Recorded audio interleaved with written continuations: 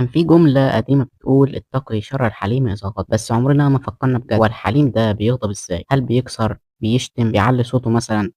النهارده جاي احكي لكم عن شخصية موجودة في كل بيت، كل شلة صحاب وأي مكان، الشخص اللي احنا بنتعامل معاه بضمان مدى الحياة، ونتخيل إن رصيد صبره مفتوح، بس اللي بيغيب عننا إن الشخص ده لما بياخد قرار الرحيل بيمشي وهو ساكت. بس السؤال هنا، ليه أطيب قلب ممكن يتحول لشخص تاني خالص؟ تعالوا نفهم الحكاية من جوه عقله.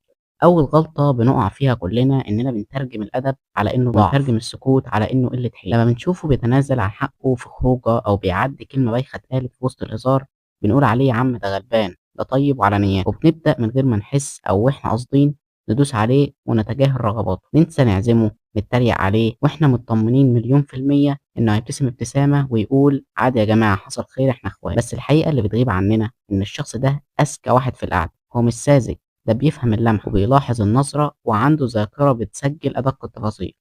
هو شايف نظرة الاستهزاء اللي في عينك وسامع الكلمة اللي اتقالت في ظهرك وحاسس بقلة التقدير اللي بتوجع القلب، بس هو بيختار بمزاجه انه ينسى ويختار انه يعدي عشان بيحب وعشان شاري خطوة وعشان هو متربي إن العتاب لناس. طب إيه اللي بيحصل جواه طول الوقت ده؟ في نظرية نفسية عبقرية بتشرح الحالة دي اسمها رصيد المشاعر. العلماء بيقولوا إن أي علاقة بين اتنين عاملة زي الحصالة أو حساب البنك، كل موقف جدعانة منك وكل كلمة طيبة وكل تقدير بيعمل إيداع في الحصالة دي، وكل موقف ندالة أو استغلال أو كلمة جارحة بيعمل سحب من الرصيد. مشكلة الناس إنهم بيتعاملوا مع الشخص الطيب ده على إنه رصيده مفتوح وما بيخلصش، عمالين يسحبوا يسحبوا إهانات، تجاهل، مرمطة، من غير ما يحطوا أي رصيد جديد. والشخص الطيب بيعدي وبيسامح عشان كان في رصيد محبة قديم أو عشما في إنك تتغير، لحد ما بتيجي لحظة تافهة جدا في نظرك، ممكن تكون كلمة بسيطة أو موقف صغير، بس اللحظة دي الرصيد فيها بيوصل صفر،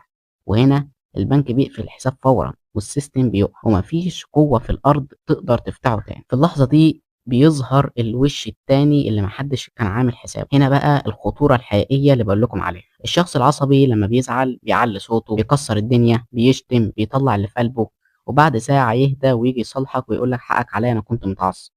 لكن الطيب لما يقرر يتغير هو ما بيعملش دوشة وما بيعملش فرح، هو بيعمل حاجة غريبة اسمها الانسحاب الصامت. اللمعة اللي في عينيه ليك بتنطفي، اللهفة اللي في صوته لما يشوفك برضه بتختفي. فجأة بتلاقيه بيعاملك بأدب شديد وببرود ممل، كأنك هوا شفاف قدامه، لا بيعاتب ولا بيلوم ولا بيقبل اعتذار. هو خلاص خد قرار الرحيل النفسي وهو قاعد معاك في نفس المكان، جسمه معاك بس روحه قفلت منك للأبد. والباب اللي بيتقفل عند الناس الأصيلة دي ما بيرجعش يتوارب تاني، لأنهم لما بيمشوا ما بيلتفتوش وراه. خطورته مش إنه هيأذيك ولا يضربك، هو أنضف وأرقى من كده بكتير. خطورته إنك خسرت الأمان، أنت كنت مسنود عليه بجد، كان هو الحيطة المايلة اللي شايلة همك وبلاويك من غير ما تشتكي. فلما الحيطة دي تمشي انت بتقع على جدور رقبتك، انت بتخسر الانسان الوحيد اللي كان قبلك بعيوبك، الوحيد اللي كان بيحبك لشخصك من غير مصلحة. وصدقني النوع ده من البشر عملة نادرة في الزمن ده، ولو ضاع منك مش هتعرف تعوضه بكنوز الدنيا كلها، وهتفضل طول عمرك تدور على حد زيه ومش هتلاقي.